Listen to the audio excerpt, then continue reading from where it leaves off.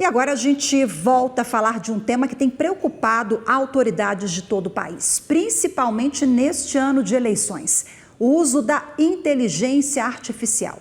A Câmara dos Deputados quer votar na próxima semana, na comissão especial, o chamado Marco Legal da Inteligência Artificial. Esse projeto prevê, entre outros pontos, a classificação dos sistemas de acordo com o risco para a sociedade, os direitos autorais e os direitos do usuário. E para a gente falar mais sobre esse assunto, agora eu converso ao vivo com o advogado que é especialista em direito digital, Eduardo Felipe Matias. Doutor Eduardo, seja muito bem-vindo, bom dia e muito obrigada pela disponibilidade em conversar conosco. Bom dia, Rafaela, como vai?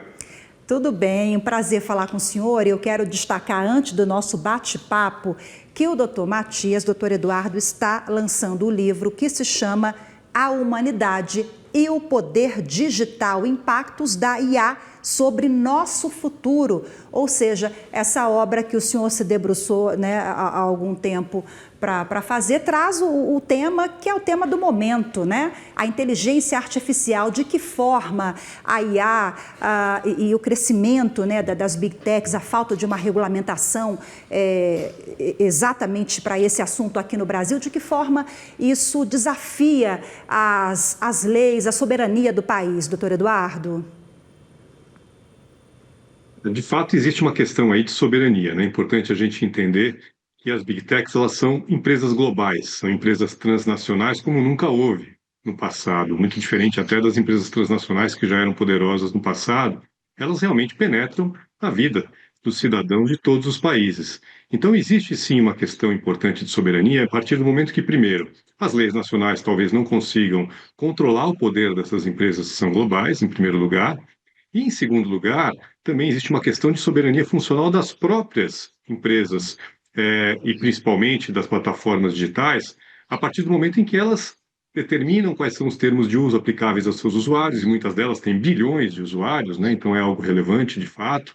Elas possuem algoritmos que vão regular também a vida desses usuários dentro das próprias redes sociais que elas detêm. Elas vão decidir, às vezes, disputas e moderar conteúdo e tantas outras atividades que, de fato, acabam se assemelhando muito a uma soberania funcional. Então, dentro desse território virtual, representado pelas plataformas digitais, a soberania nacional muitas vezes não chega, não alcança, né? Então, existe sim, como você colocou, uma questão de soberania envolvida.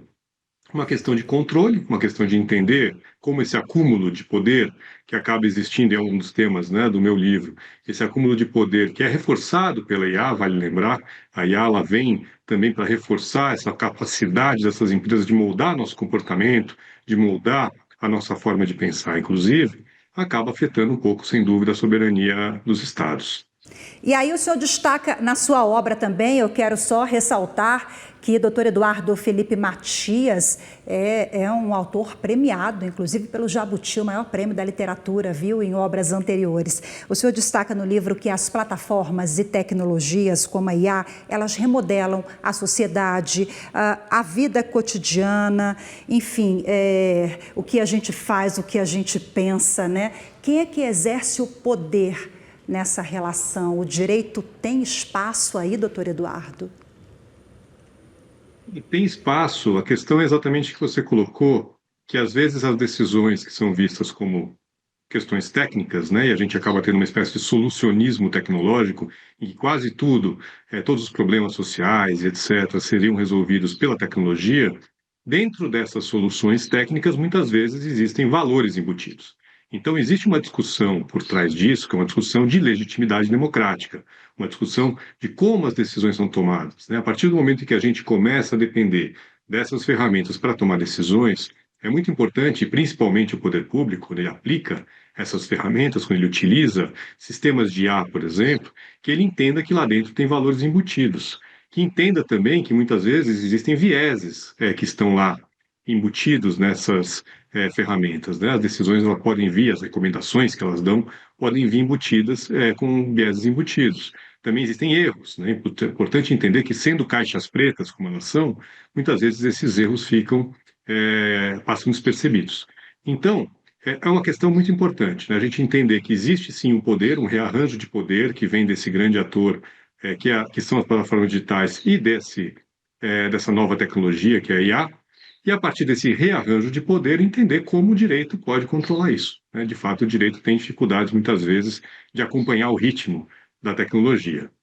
Aí eu vou aproveitar o gancho aqui da resposta do senhor. O senhor coloca algumas ações humanas que são feitas ali com o apoio da IA, né? Umas nem só com apoio, mas são feitas literalmente pela IA. Nós já tivemos até decisões judiciais, enfim, trabalhos, né? Trabalhos universitários e em outras esferas é muito comum também. Mas aí a gente está falando da legitimidade ali dessa decisão, ou desse trabalho, ou desse texto que é produzido por meio da IA. E também tem uma outra questão, que é a questão da autonomia, né? Como é que o direito pode proteger a nossa liberdade de escolha sem travar a inovação tecnológica? Porque hoje, doutor Eduardo, a gente coloca determinados óculos ali, né? O óculos fotografa, né? Até são esses equipamentos, esses dispositivos, como o senhor falou, é difícil mesmo do direito acompanhar, né? O Marco Civil, quando ele saiu, já estava velho. Não sei se a gente vai seguir o mesmo caminho agora do marco da IA. Então, nós temos a questão da validade desse texto que é produzido e da autonomia. São dois pontos importantes. Primeiro, essa questão do problema do ritmo, que a gente chama de problema de ritmo, é que o direito ele avança de uma forma mais lenta do que a inovação tecnológica. E nem podia ser diferente. O direito tem seus ritos, né? O direito e a criação de leis, principalmente, tem seus ritos democráticos, que tomam tempo, exatamente porque esse tempo é o tempo necessário para construir soluções que sejam democráticas e legítimas. Então, isso é diferente do ritmo da tecnologia. E aí, a partir do momento em que a gente tem a tecnologia avançando muito rápido, e a IA é um exemplo disso, uma tecnologia que avança de uma forma exponencial, realmente, a palavra talvez nunca tenha sido tão bem utilizada, o direito fica para trás. Então, essa é uma preocupação. A primeira preocupação, acho que é essa. A segunda é essa questão de autonomia, que a gente, sem perceber, as plataformas digitais, os algoritmos, eles são capazes de moldar a nossa forma de pensar. Como eu disse, eles estão aí no nosso dia a dia. Estão no dia a dia na forma como a gente desde se diverte, né, escolhe filmes, como a gente se relaciona com as pessoas, como a gente se informa, o que é importante. E aí entra um dado importante e relevante. Uma pesquisa recente mostrou que as pessoas hoje se informam por meio de redes sociais no mesmo nível que por televisão. Então, a televisão e redes sociais estão lá com 50 e poucos por cento de pessoas dizendo, por pesquisas recentes, que se informam para, por exemplo, uma eleição por meio de redes sociais. Então, a gente tem aí uma questão importante, essa questão de autonomia das decisões sendo influenciadas, às vezes, por esses algoritmos. E aí eu vou acrescentar um ponto mais importante ainda, que é um ponto que tem muito a ver, inclusive, com essa resolução recente do TSE sobre as eleições. As pessoas também, em pesquisas recentes, disseram, aí estão falando de 63% das pessoas, que elas pretendem utilizar a IA generativa, vamos lembrar, a IA generativa é aquela do ChatGPT, aquela com a qual você interage, que ela te fornece uma resposta pronta, não te fornece uma lista de respostas ou de links, né? A IA generativa vai ser utilizada para 63% das pessoas para se informar sobre os candidatos, sobre as eleições. E aí o TSE, inclusive, indica, né, na sua resolução, de que essas ferramentas não deveriam ser capazes ou não deveriam ranquear candidatos, recomendar candidatos, etc. Então, até que ponto essas decisões, na verdade, as decisões que são tomadas de voto, que é uma das decisões mais importantes que um cidadão pode tomar, não podem ser influenciadas pela IA. Né? E aí a gente percebe que existe uma tentativa do direito de acompanhar isso.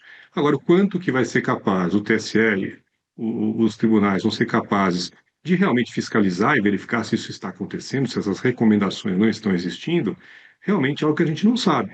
E aí, o problema maior de todos é o seguinte: essas IAs generativas, a gente encara as respostas delas, ou pelo menos a maioria das pessoas encara, como uma resposta definitiva.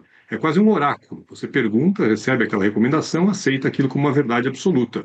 Poucos vão checar as fontes, poucos vão checar, e poucos entendem como funciona. Daí a importância desse letramento digital, né, do cidadão não só ter lá a lei ao seu lado, mas também ter o conhecimento, ter o letramento, a alfabetização tecnológica necessária para poder ter o seu senso crítico e prevalecer e ter uma escolha realmente livre, né? Doutor Eduardo, o senhor traz um assunto muito importante, muito caro, principalmente em ano eleitoral. O ministro Cássio Nunes Marques, presidente do TSE, até recentemente ele vem falando sobre isso, os demais ministros também, sobre a importância de regras claras, né? Sobretudo em anos eleitorais. Mas aí o senhor cita assim, olha, essa recomendação, né? A resolução do TSE, ela tem força de lei para que a Meta ou as empresas competentes pela IA ou pelas plataformas digitais, pelas redes, elas bloqueiem esse conteúdo, um conteúdo de direcionamento para determinado candidato, ou um chat onde você coloca ali, olha, estou procurando um candidato que tenha valores X, qual é o candidato que você me direciona, enfim, esse direcionamento claro por meio de resoluções do TSE, recomendações do TSE, né? O Tribunal Superior Eleitoral tem força de lei para hoje proibir, tirar do ar uma plataforma ou não, justamente porque temos esse vácuo aí legislativo? Existe um vácuo, você colocou bem, e na verdade, mais do que isso, a gente teve os decretos recentes presidenciais, que eu acho que, então, nesse tema, teve a decisão do Supremo Tribunal Federal sobre o artigo 19 do Marco Civil da Internet. Tudo isso está um pouco hoje confuso. A verdade é essa, a gente está vivendo um momento aí de definição, talvez no vácuo, como você também disse, o vácuo legislativo, o Congresso teve a oportunidade de legislar sobre isso, não conseguiu, e a partir daí outros atores começaram a preencher esse vácuo, dando a sua, vamos dizer, tomando decisões a respeito desses pontos, né? Talvez uma legislação unificadora fosse muito boa para a gente entender um pouco melhor como vai funcionar, inclusive no período de eleições. Veja, a resolução do TSE, ela traz elementos importantes que deveriam realmente prevalecer, e muitos deles levam em conta esse impacto muito grande que a IA pode ter sobre uma eleição. Existe uma outra medida tomada nessa resolução, uma outra disposição, que diz que você tem um período aí antes da eleição de 72 horas e depois da eleição de 24 horas, em que você não pode espalhar conteúdos, né, publicar conteúdos um IA generativo, ou seja, deepfakes. Vamos usar aqui o termo que é o que preocupa todo mundo, que são deepfakes. Significaria você ter um vídeo falso, um áudio falso, horas antes de uma eleição, ou um dia antes de uma eleição que seja, que não possa ser desmentido a tempo, e com isso se decida uma eleição. Então o TSE está tomando esse cuidado. A resolução ele coloca que existe esse período antecipado em que não se pode influenciar uma eleição porque não se poderia publicar nada nesse sentido. Se isso vai ser possível ou não, se esse controle vai ser efetivo ou não, a gente não sabe, mas é importante. E outro ponto que eu já coloquei foi esse ponto da própria recomendação.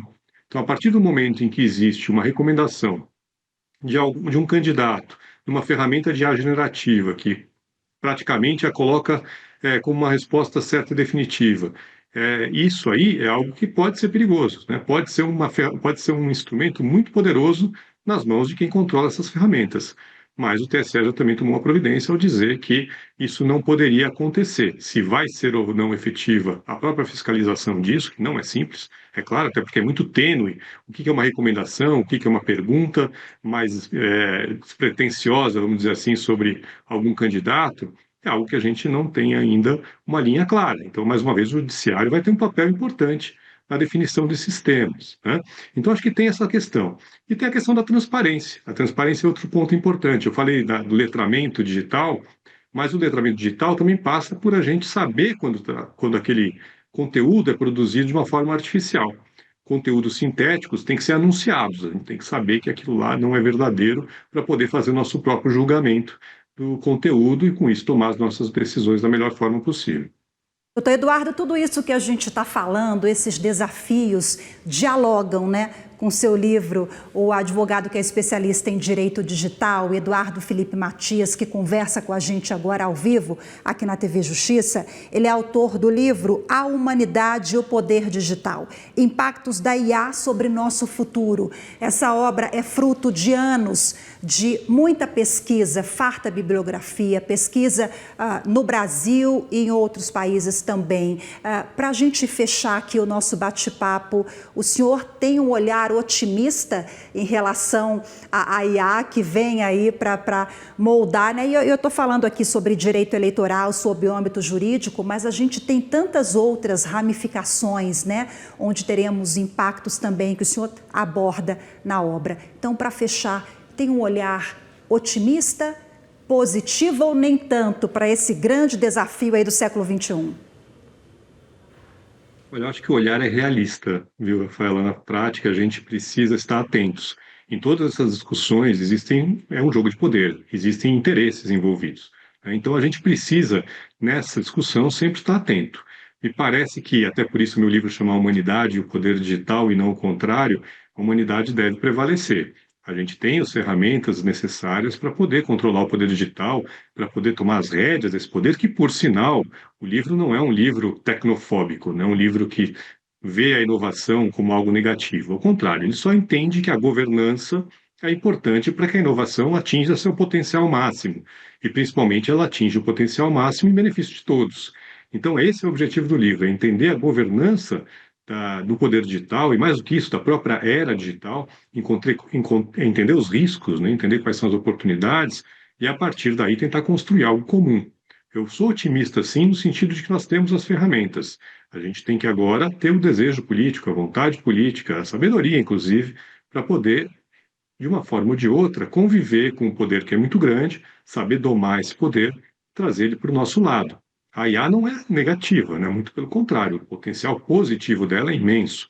A gente tem que saber utilizar bem, com letramento digital, com senso crítico, com condições de entender que ela também produz erros, que ela tem vieses, e a partir daí fazer com que ela seja uma ferramenta positiva para a nossa tomada de decisões, e não que ela seja uma influência negativa em relação a essa tomada de decisões. Acho que sim, acho que a mensagem final ela tem que ser otimista, ela tem que ser no sentido de que nós temos sim condições de fazer esse grande poder ficar ao nosso lado. Agora, ela tem que ser realista, porque isso não vai acontecer também sem muita consciência, sem muito trabalho da nossa parte.